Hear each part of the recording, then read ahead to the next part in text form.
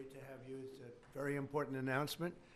Very, very amazing, I think, for D.C., but even for the country, because it's, to me, a very big deal. I'd like to thank NFL Commissioner Roger Goodell, Washington Commanders owner Josh Harris, and Washington, D.C. Mayor Muriel Bowser, Secretary Scott Turner, Secretary Doug Burgum, and I see Howard Lutnick is here too, Commerce, and some others that if I could see past the press, I'd name you, but I can't. I'm pleased to reveal that the 2027 NFL Draft, that's a big thing, will be held right here in our nation's capital, Washington, D.C., on the National Mall, and you get a little glimpse of it.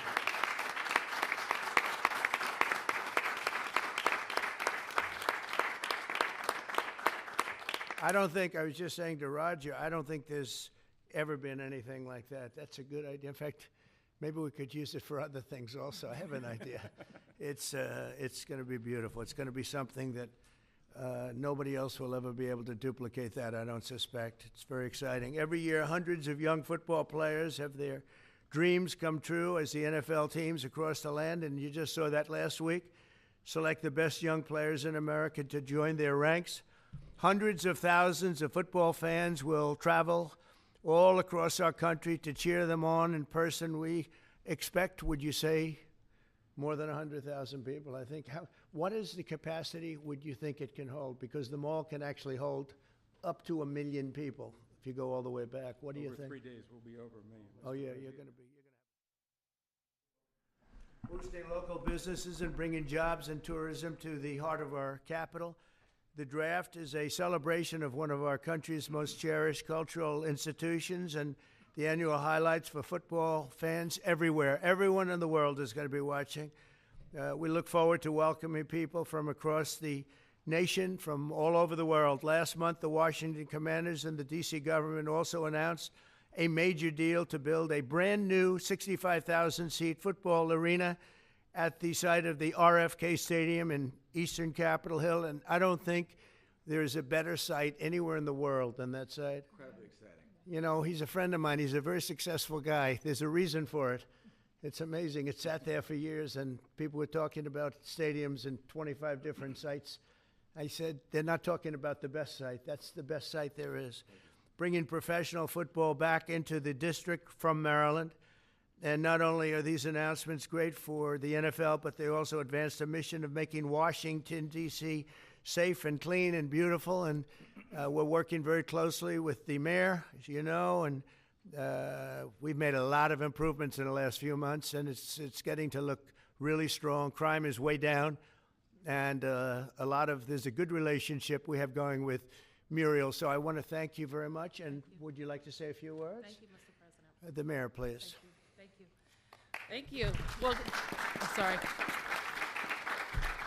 Well, greetings. I'm Muriel Bowser. I'm the mayor of the best city in the world and also the sports capital. And we are delighted to be here with the Washington Commanders, the NFL, and the president to talk about this very exciting announcement for Washington, D.C. We believe in investing in sports because they have helped us transform neighborhoods, and the NFL bringing this event to the nation's capital will help us fill hotel rooms, our restaurants, and Americans from all 50 states will come to their nation's capital and enjoy our beautiful city and museum. So we're just delighted to be here, and we want to thank everybody for all the hard work to get here. Thanks, Mayor. Thank you.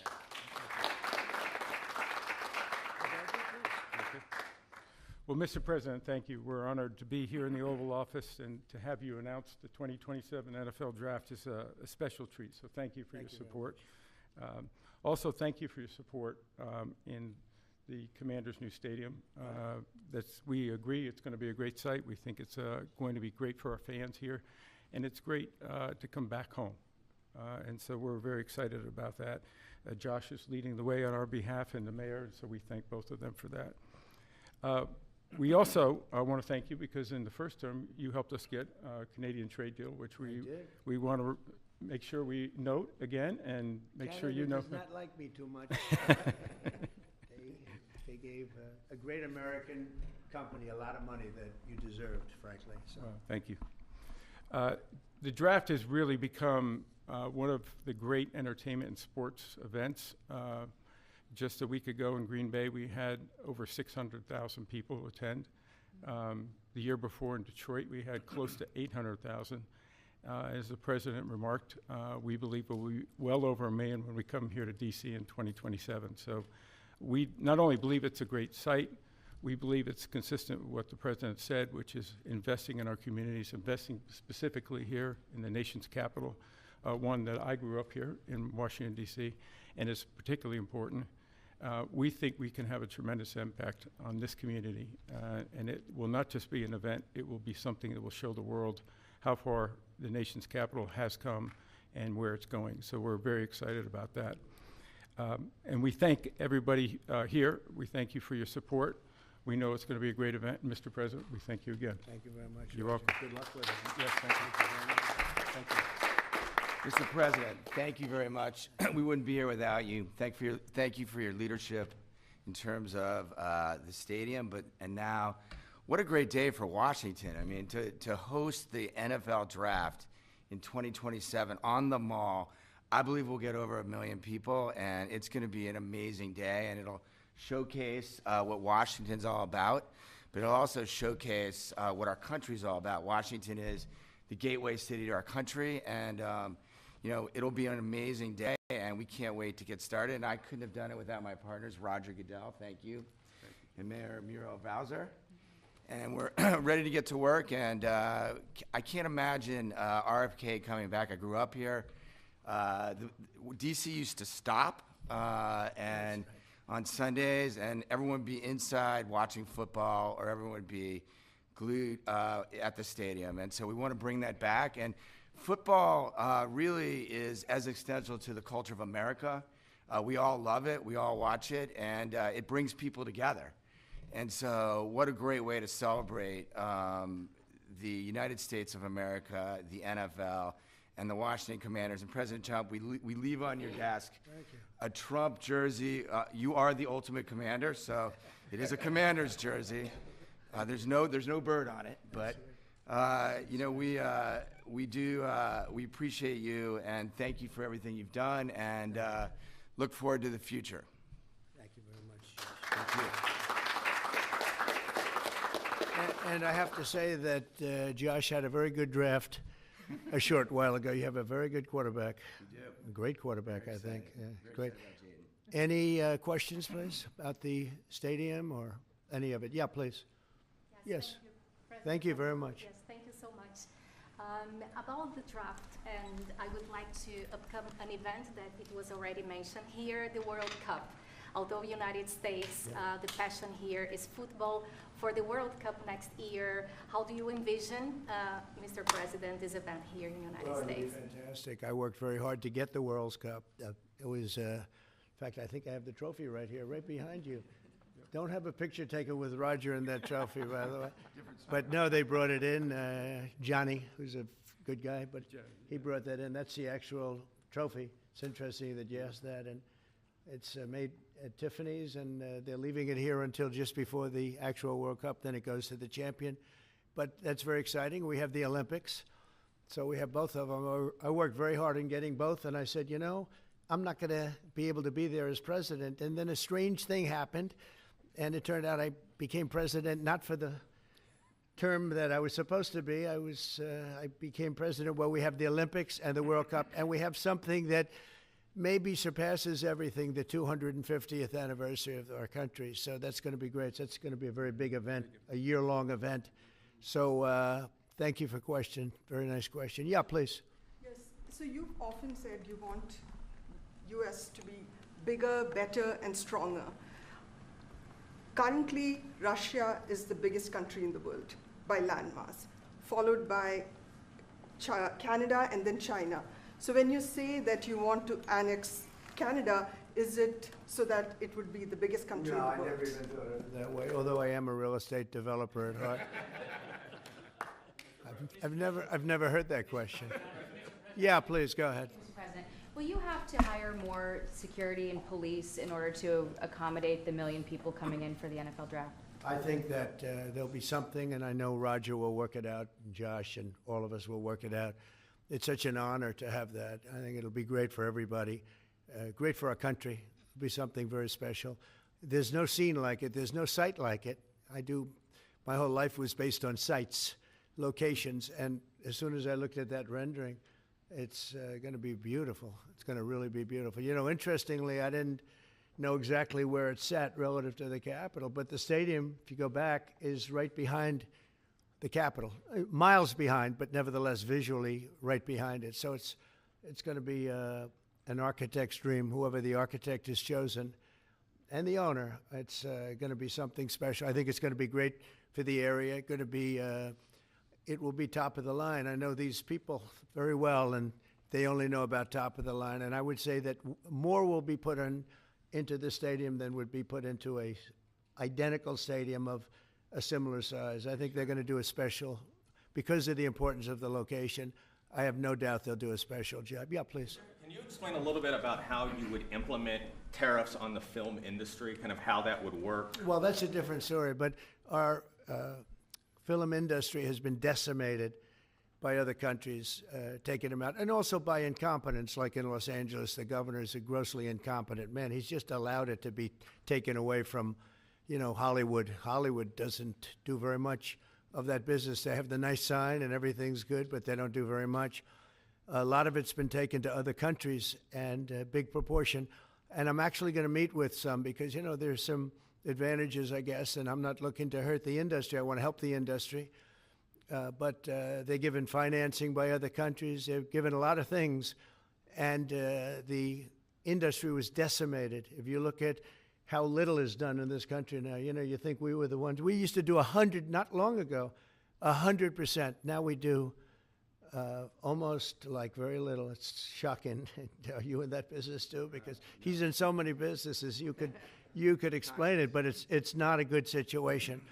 So we're going to meet with the industry. I want to make sure they're happy with it because we're all about jobs. That's all what it's very important. It's a big industry, but it's an industry now that's, it's really left, it's abandoned the USA where it started.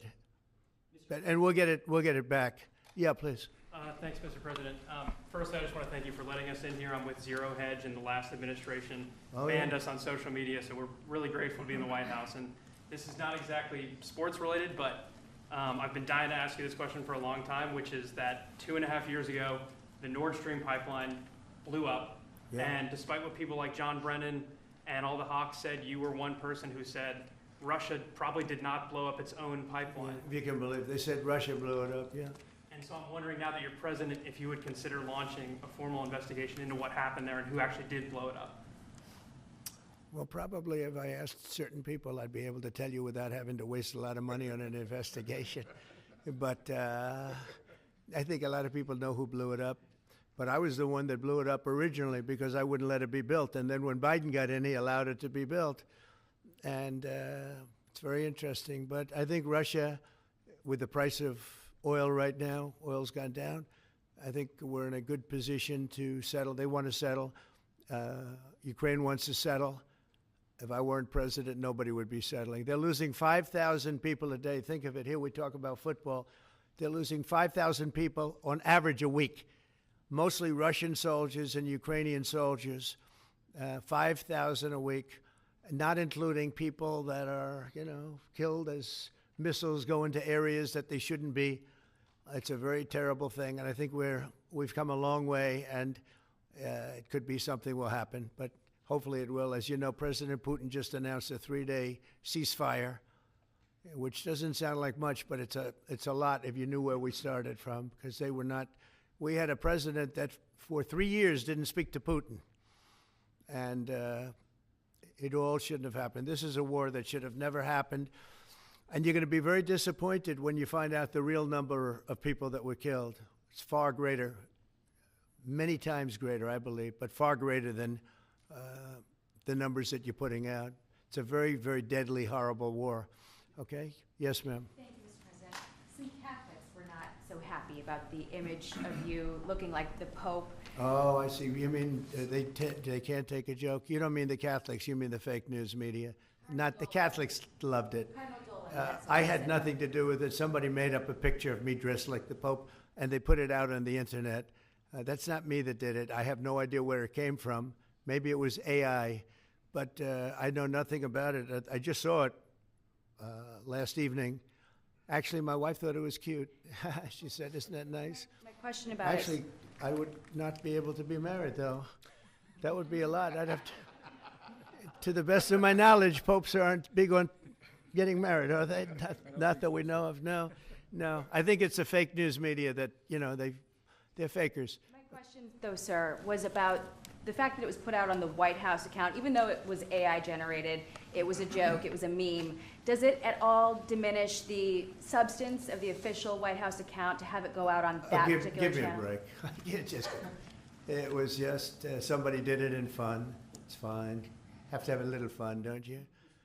Yeah, please, go ahead. Tell me about a program that's just been introduced to give undocumented immigrants living in the United States About me? $1,000 to self-deport. Can you just tell us a little bit? Oh, the more? new program, The new yeah. program. We have millions of people that have come into this country illegally through an administration that didn't know what they were doing. They didn't have a clue. And now we find out officially they didn't because the president was incompetent, but I could have told you that before.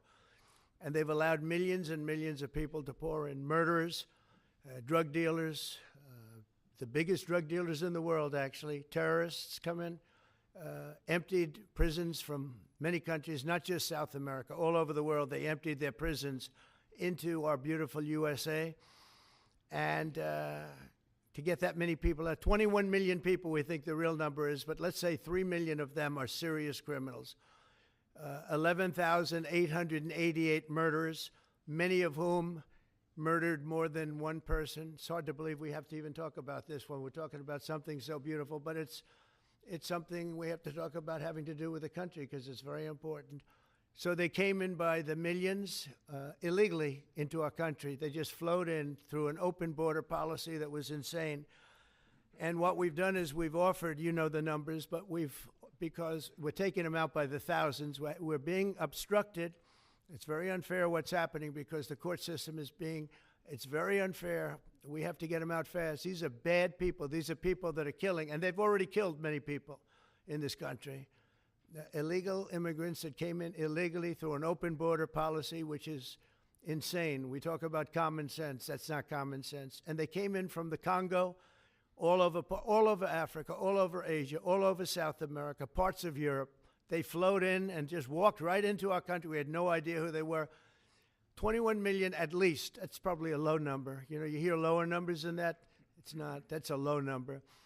But many are really serious criminals and terrorists and people from jails. They emptied out jails. Venezuela, their crime is down 72% because they took all the criminals off the streets and the gangs and they dumped them into our country.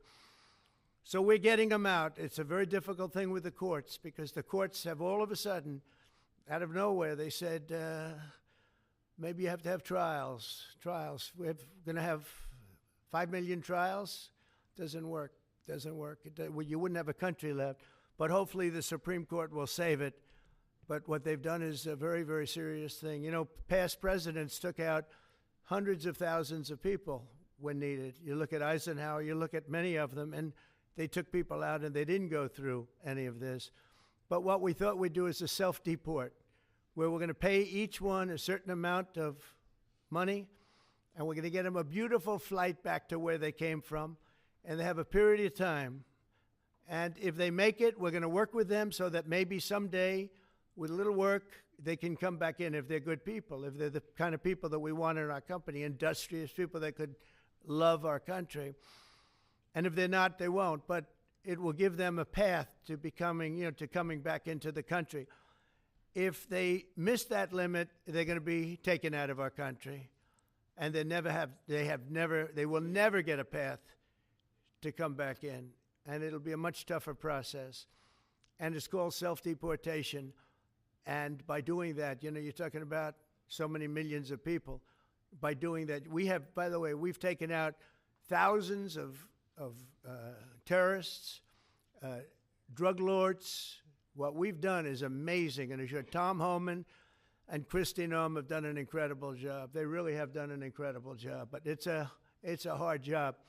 So we're going to have a self-deportation where they deport themselves out of our country, and we'll work with them, and we're going to try, and if we think they're good, if they have, the people we want in our country, they're going to come back into our country.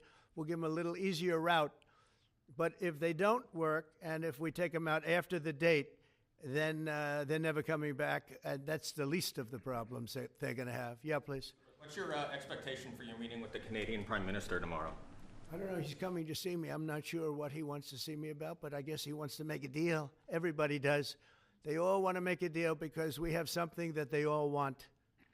We have something that they all want. China wants to make a deal very badly. You see what's happening to China? China's being decimated, and I don't want that to happen.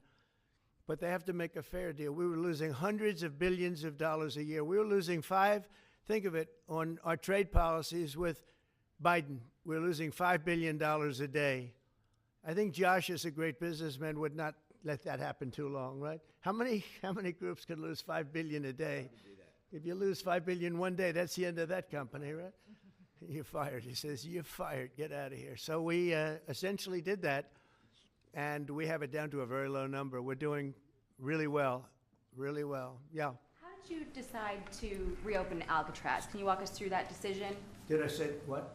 To reopen Alcatraz, how will you use it? How did you come up with the idea? Well, I guess I was supposed to be a movie maker. We started with the movie making, and we'll end. I mean, it represents something very strong, very powerful in terms of law and order. Our country needs law and order. Alcatraz is, I would say, the ultimate, right? Alcatraz, Sing Sing and Alcatraz, the movies. But it's right now a museum, believe it or not. A lot of people go there. It housed the most violent criminals in the world, and nobody ever escaped. One person almost got there, but they, as you know the story, they found his clothing rather badly ripped up, and it was a lot of shark bites, a lot of problems. Nobody's ever escaped from Alcatraz, and just represented something strong having to do with law and order. We need law and order in this country, and so we're going to look at it. Some of the people up here are going to be working very hard on that, and we had a little conversation. I think it's going to be very interesting. We'll see if we can bring it back in large form, add a lot. But I think it represents something. Right now it's a big hulk that's sitting there rusting and rotting. You look at it, it's sort of, you saw that picture that was put out, it's sort of amazing. But it sort of represents something that's both horrible and beautiful and strong and miserable, weak. It's got a lot of qualities that are interesting, and I think they make a point.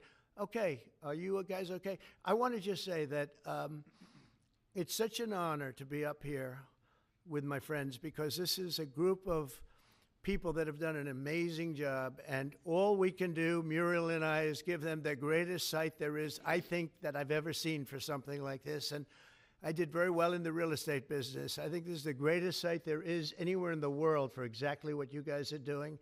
And we'll work with you. We've got a lot of work to do to get it going, but we'll work with you, and we'll try and make the dream come true. And I want to thank you all very much for being here. Thank you. Thank you very much.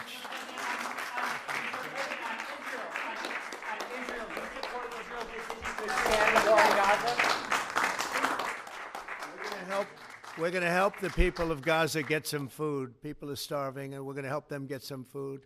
A lot of people are making it very, very bad. If you look, Hamas is making it impossible because they're taking everything that's brought in. But we're going to help the people of Gaza because they're being treated very badly by Hamas. Thank you very much. Thank you.